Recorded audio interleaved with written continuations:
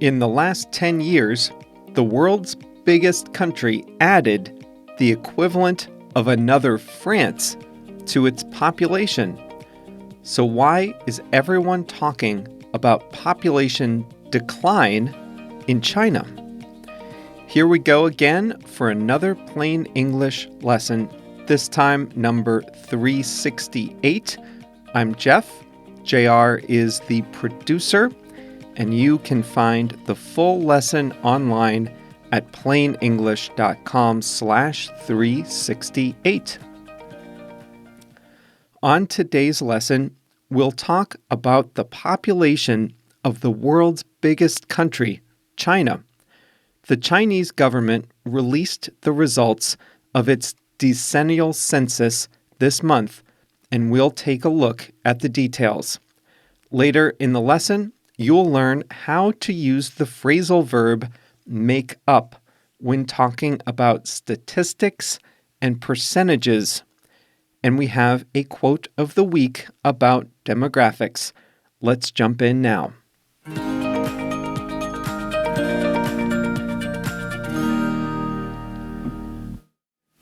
The world's most populous country got bigger over the last decade. China now has 1.41 billion people, an increase of about 72 million people since its last census. In just 10 years, China added the equivalent of France to its population, and it did so with very little immigration. But this might be the last time a Chinese census tells this story. That's because the population grew at its slowest rate since the 1960s. Even government statisticians say that the population is likely to peak before the next census, meaning that by 2031, the population will probably be shrinking every year rather than growing. And India, with 1.37 billion people today, may soon be the world's biggest country by population. Like many countries, China conducts a census once every 10 years. This is the 7th census it has performed. The highly anticipated results were expected in the middle of April, but were delayed a few weeks. Here are the headlines. China has 1,411,780,000 people. Compared with a decade ago, the total population increased by 5.38%, or 0.53% per year on average. The Han ethnic group makes up 91% of the population. The data show there has been a lot of internal migration in China over the last 10 years, too. An area in the northeast is called, in English, China's Rust Belt because of its aging factories and declining industry. That area saw its population fall by over 1%, while the booming cities like Beijing, Shanghai, and Guangzhou saw their populations rise. The trend toward urbanization is continuing as well. Now, over 64% of the population lives in urban areas, up from about 50% a decade ago. That means that 230 million people moved from rural areas to urban areas. When you see cranes dotting the skylines of Chinese cities, or hear reports of new airports and train lines, it's not because there are a lot more people in China. It's in response to the massive internal migration from the countryside to the cities and to rising living standards. Speaking of rising living standards, the percentage of the population with a university degree increased from about 9% 10 years ago to a little over 15% this year. The illiteracy rate fell from 4% to about 2.7%, and the number of years of schooling for people aged 15 and up increased from about 9 years to about 9.9 years. So those are the headlines. But why are people pessimistic? For one, the population grew at its slowest rate since the 1960s. But its growth of 0.53% per year is only a little slower than the growth rate of the US, for example, and its fertility rate at 1.3 children per woman is higher than Spain and about the same as Japan. Many of the trends China faces, slow-growing, aging population, longer life expectancies, smaller family sizes, these are common across the rich world. The problem for China is that they are facing rich world demographic problems before getting rich. The number of people of working age in China declined by 6.7%. That's defined as people between 15 and 59 years old. The country added 80 million new people over the age of 60. If China added the equivalent of France to its total population, it added the equivalent of Germany to the ranks of people over 60. The other area of concern for China is the lingering effects of its fertility management. Decades of controlling population growth may mean that population declines come quickly and fiercely. For decades, China famously had a one-child policy that limited the growth of its population. During times of scarcity, that may have made some sense. Today, though, as China has grown to be an economic power, a slow-growing population is a brake on its economic growth. The one-child rule was dropped in 2015. Though couples are now allowed to have 2 children, many still choose to have only 1 child. Parents worry about the high cost of raising children, so they limit the size of their families. There is still some stigma to having a second child. Families with 3 children are very rare. There is another potential lingering consequence of the one-child policy, and that is the preference for sons. Without any type of intervention across cultures and time, about 105 boys are born for every 100 girls.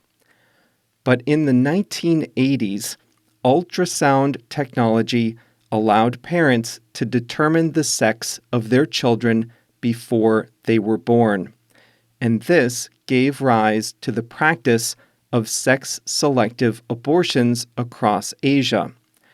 In some parts of China, where parents were only allowed to have 1 child, up to 125 or even 130 boys were born for every 100 girls. The 2011 census showed that nationwide, 118 boys were born for every 100 girls. That imbalance has come down in this census, which is a good thing. The ratio is now 111 to 100. But demographics move slowly. The sex ratio imbalance at birth has long-lasting consequences.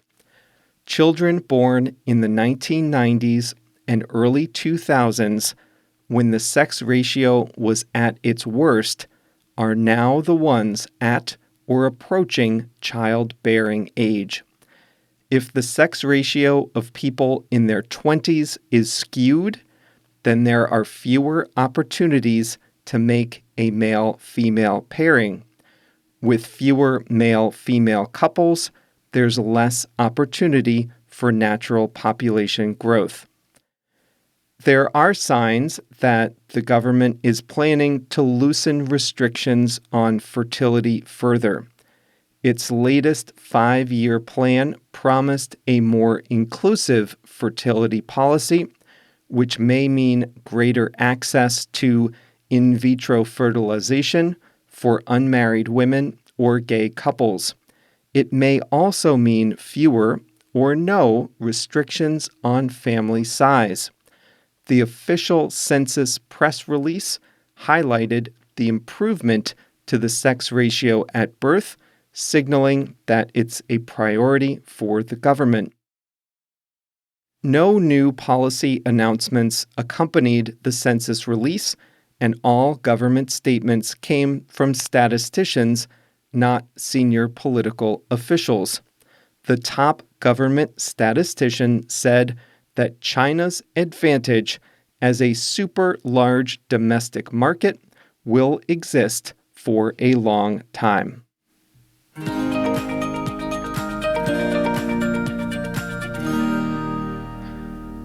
The census amazes me. The simple act of trying to count every person in a country, even a medium-sized developed country, that's amazing.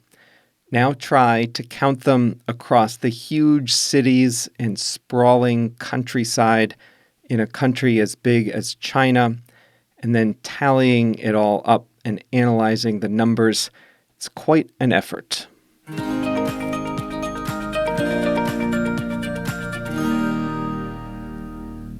Today's expression is to make up, and we're going to talk about this in terms of statistics and percentages.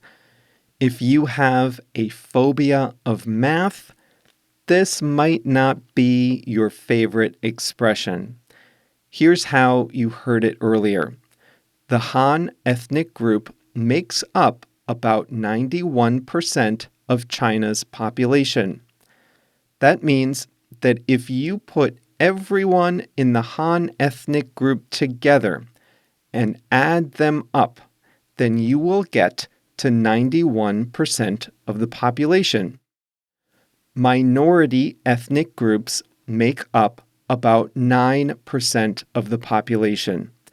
If you take all the minority ethnic groups in China, according to the census, and if you add all those people up, then the total will be 9% of the population. Make up, therefore, refers to how individual pieces combine to form a part of a whole. It doesn't have to be people. Here in the U.S., we have 4 major broadcast television networks. They carry a mixture of national programming and local programming. Channel 7 in Chicago is part of the ABC National Broadcast Network. Channel 7 has some Chicago-specific time slots and some national time slots. Local programming makes up about a fifth of the daily schedule on ABC. The rest of the time is national news, big primetime shows, reruns, and things like that. What I mean is, take the full 24 hours in a day.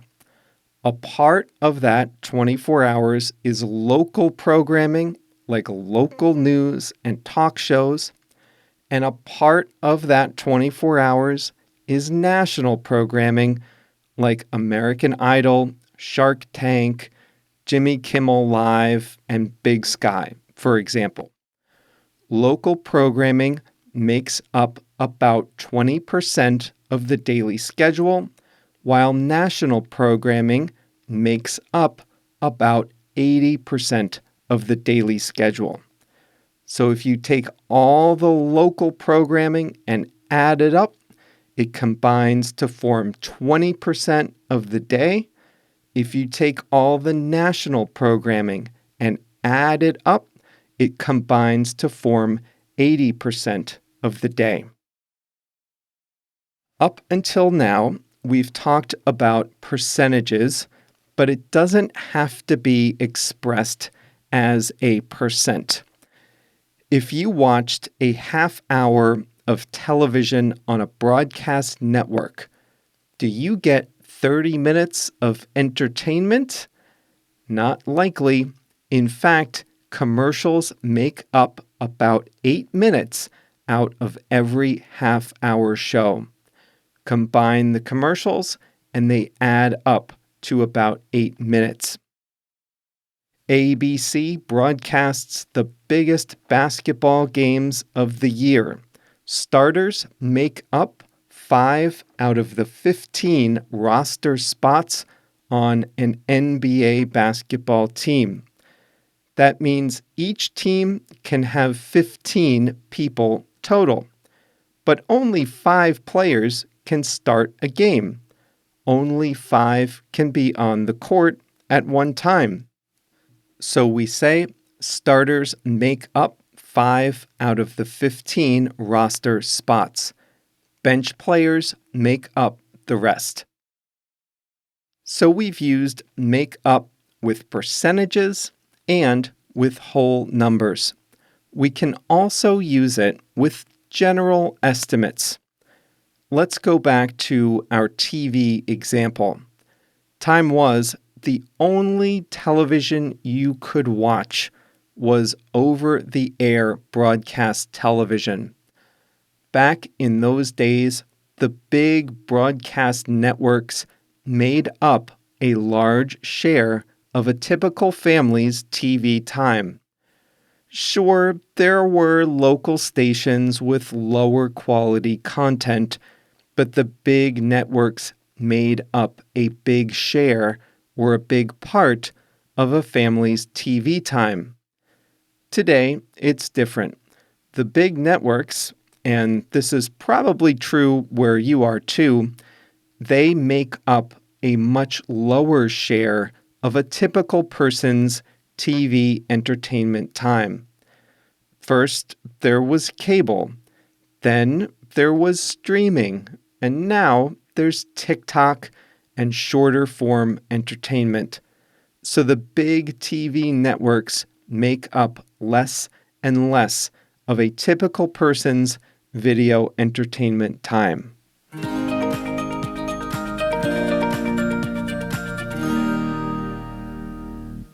Today's quote is a short one and a famous one in English. Unfortunately, it might be misattributed, but here we go. The quote is this: demography is destiny.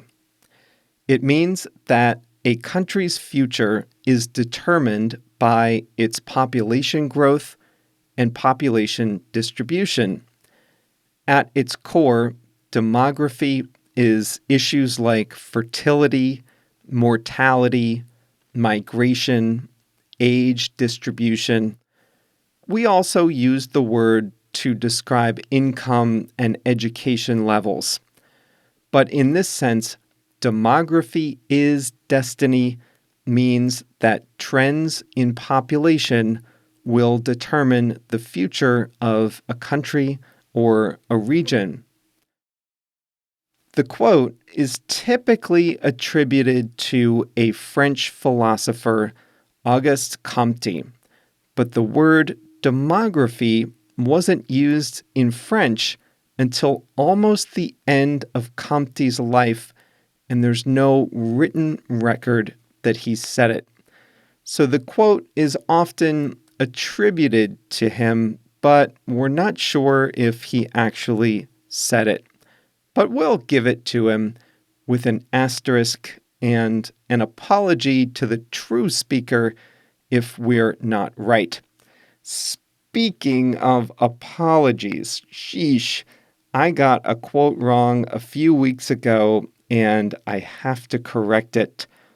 Behind every kick of the ball, there has to be a thought. That's by the soccer player Dennis Bergkamp. I said David Bergkamp. And that's what happens when you let an American talk about soccer, right?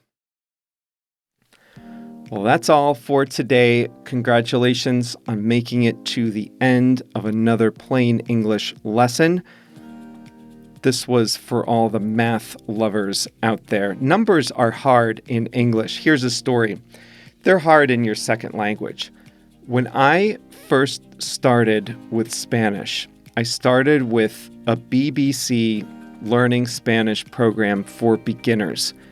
And when they got to the section on numbers, I almost gave up. The exercise was they were reading out a bus schedule, and I had to say what time the different buses left the station. And I listened to the numbers, and I thought, I will never understand this. This is too hard. And I really almost gave up right then and there. I was almost defeated by a bus schedule. So I feel your pain as you try to listen to the numbers and the stats and the percentages. Numbers aside, if you're ready to improve your English listening skills, then we have a lot available for you in Plain English Plus. Each lesson has some specific listening exercises that will test your listening skills. And of course, we have the fast version of the program, so you can listen to both and see how well you can understand it at full speed. Food for thought. If you're interested, head on over to plainenglish.com/plus, PLUS, and sign up today.